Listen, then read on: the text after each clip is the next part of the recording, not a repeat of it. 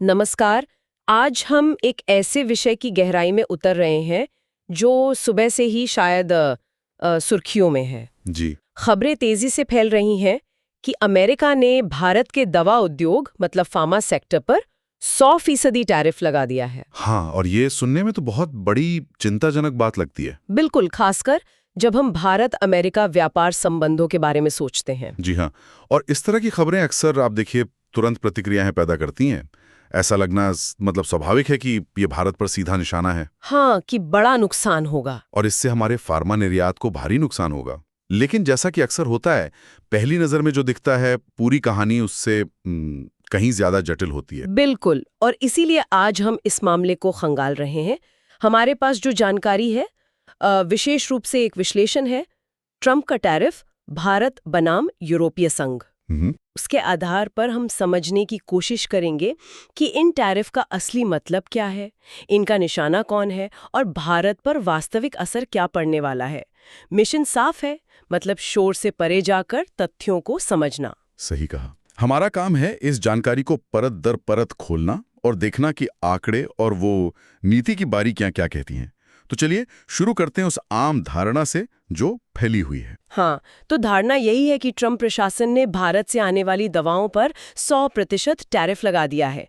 बड़ा झटका लगेगा भारतीय फार्मा कंपनियों को। ये खबर तो हर तरफ है। और देखिए, इसमें कुछ सच्चाई है। ये बात तथ्यात्मक रूप से सही है, जैसा कि हमारे सूत्र में भी पुष्टि की गई है कि ट्रंप प्रशासन ने दुनिया भर से अमेरिका में आयात होने वाली फार्मास्यूटिकल वस्तुओं पर 100% टैरिफ लगाने की घोषणा की है। ये घोषणा हुई है, ये सच है। और ये भी एक स्थापित तथ्य है कि भारत अमेरिका के लिए दवाओं का एक बहुत बड़ा सप्लायर है।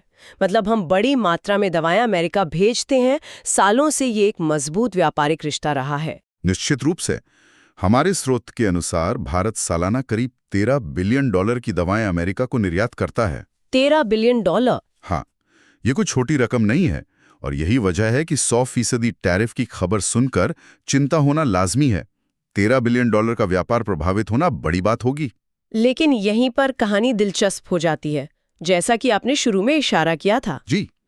सूत्र बताते हैं कि यह हमला मुख्य रूप से भारत पर केंद्रित नहीं है।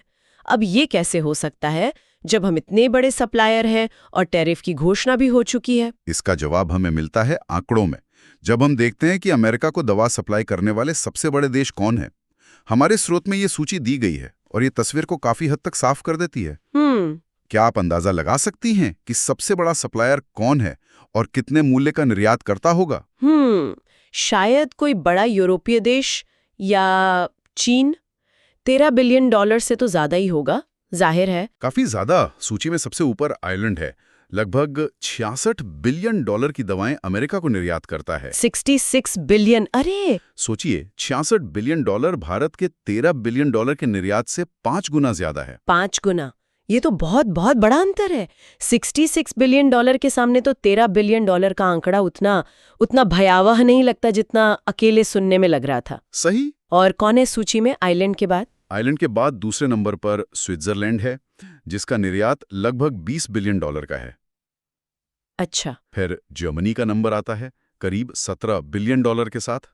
इनके बाद सिंगापुर है और फिर कहीं जाकर लगभग 5वें या 6ठे स्थान पर भारत का नंबर आता है $13 बिलियन के साथ। तो मतलब हम टॉप 5 सप्लायर्स में भी नहीं है, बल्कि 6ठे या शायद 7वें स्थान पर हैं, अगर हम वैल्यू के हिसाब से देखें। जी हाँ, मूल्य के हिसाब से। ये जानकारी ही अपने आप में बहुत महत्वपूर्ण है। इससे पूरा पर्सपेक्टिव बदल जाता है। बिल्कुल। भारत के बाद बेल्जियम, इटली, चीन जैसे देश भी इस सूची में आते हैं। तो जबकि भारत निसंदेह एक महत्वपूर्ण सप्लायर है, खासकर अगर हम दवाओं की मात्रा मतलब वॉल्यूम के हिसाब से देखें। हाँ, वॉल्यूम में तो हम शायद काफी ऊपर होंगे। हाँ, लेकिन डॉलर मूल्य के हिसाब से वो सबसे बड़ा निशाना नहीं लगता जब हम इन आंकड़ों को देखते हैं। ये आंकड़ों की बात तो समझ आई, लेकिन यहाँ एक और महत्वपूर्ण सवाल उठता है जिसका जिक्र हमारे सूत्र ने किया है। ये जो 100% टैरिफ लगाया गया है, ये किस तरह की दवाओं पर लगाया गया है? क्या ये भारत से जाने वाली सभी $13 बिलियन की दवाओं पर लागू होता है? और यही इस पूरे मामले का सबसे महत्वपूर्ण पहलू है, जिसे अक्सर शुरुआती खबरों में नजरअंदाज कर दिया गया है। हमारे सूत्र ने इस पर विशेष रूप से प्रकाश डाला है।